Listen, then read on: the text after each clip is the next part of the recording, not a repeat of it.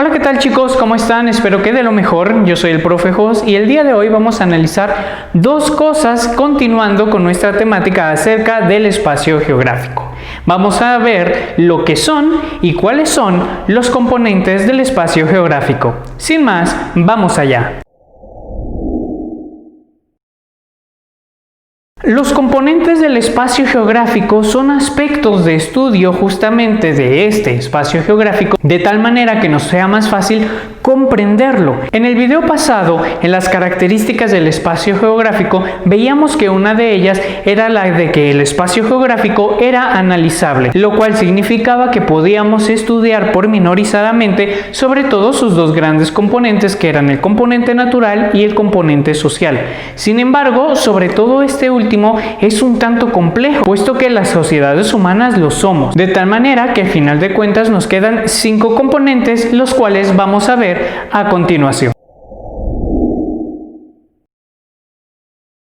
El primer componente, y que quizás sea con el que estamos más familiarizados, el que menor problema nos represente, es el componente natural. Este componente tiene que ver en última instancia con todas aquellas cosas que no dependen del ser humano, es decir, que la naturaleza misma nos proporciona. Por ejemplo, ciertos componentes geomorfológicos. Si donde tú vives hay montañas, llanuras, lagos, cerros, si es desierto, si es selva húmeda, si es selva seca, si es cerca de un bosque. Así también encontramos en el componente natural ciertos elementos biogeográficos, como lo son la flora y la fauna endémica de cada uno de los lugares. De esta manera, pues, podemos decir que el componente natural ha estado aquí millones de años antes que nosotros y quizá continuará mucho después, quién sabe. El segundo componente es el social. Este componente tiene que ver con todos los fenómenos que nos ocurren a nosotros en cuanto a seres sociables.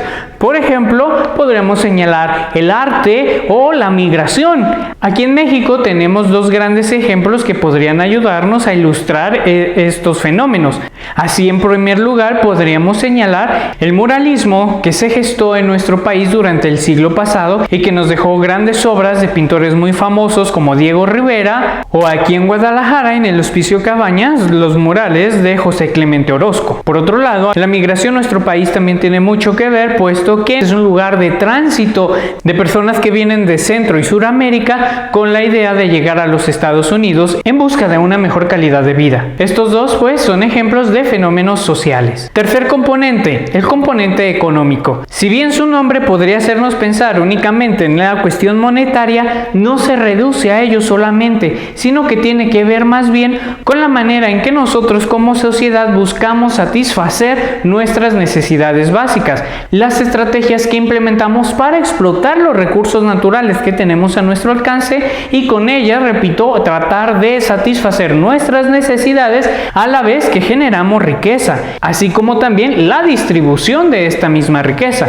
Así, por ejemplo, en los últimos años podemos ver que China ha tenido un increíble desarrollo económico, esto gracias a que su industria se ha desarrollado de una manera muy rápida, lo cual les ha permitido crecer económicamente. Por otro lado, en este año 2020 hemos visto cómo a nivel internacional el componente económico se ha visto gravemente afectado, puesto que no hay movimiento de capital porque casi todos los países estamos en cuarentena, lo que genera que estemos en crisis. Cuarto componente, el componente cultural. Este componente lo entendemos como las diferentes conformaciones y manifestaciones que tienen los diferentes grupos humanos. Por ejemplo, a nivel internacional, México es conocido como el lugar donde se produce tequila, así como también por su música y su gastronomía. En la música, pues tenemos el mariachi, y en la gastronomía, bueno, una serie de platillos suculentos que han provocado que la comida mexicana sea considerada como patrimonio cultural de la humanidad. Sin embargo, no se reduce solamente a eso, pues aquí mismo en nuestro país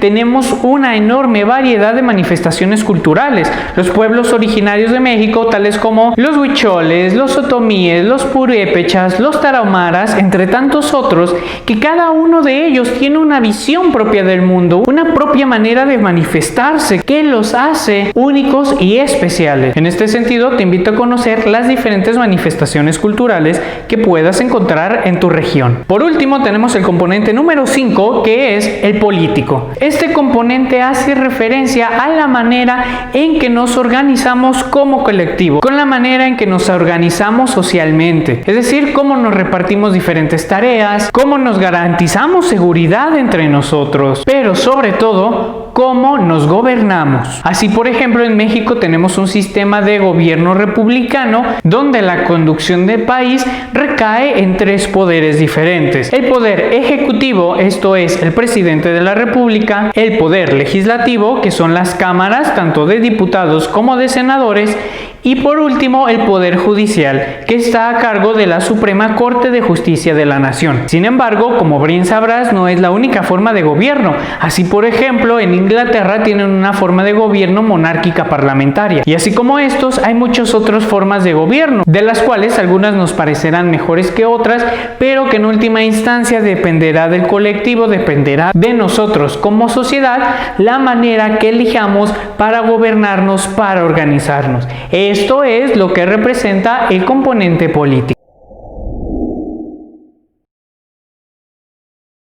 Estos fueron pues los 5 componentes del espacio geográfico. Sin embargo, antes de terminar, me gustaría precisar que si bien para analizar profundamente el espacio geográfico se divide en estos 5 componentes, cabe señalar que no acontecen por separado. Es decir, un día está el componente natural y otro día está el componente cultural y otro día el componente político. No, estos componentes, repito, es una división que se hace para poder estudiar de mejor manera el espacio geográfico, pero están ocurriendo siempre simultáneamente. No puede haber una sociedad que no esté en contacto directo con el componente natural y que al mismo tiempo no tenga una manifestación cultural, no tenga una organización política, no ejecute el componente económico encontrando diferentes maneras de satisfacer sus necesidades básicas. De tal manera, pues, repito que aunque los estudiemos de manera separada, en la vida real los componentes del espacio geográfico están ocurriendo al mismo tiempo. Me gusta pensar estos componentes del espacio geográfico como un rompecabezas, en donde la imagen que obtienes al final se alcanza gracias a todas las piezas que uniste, pero no puedes decir que ninguna de esas piezas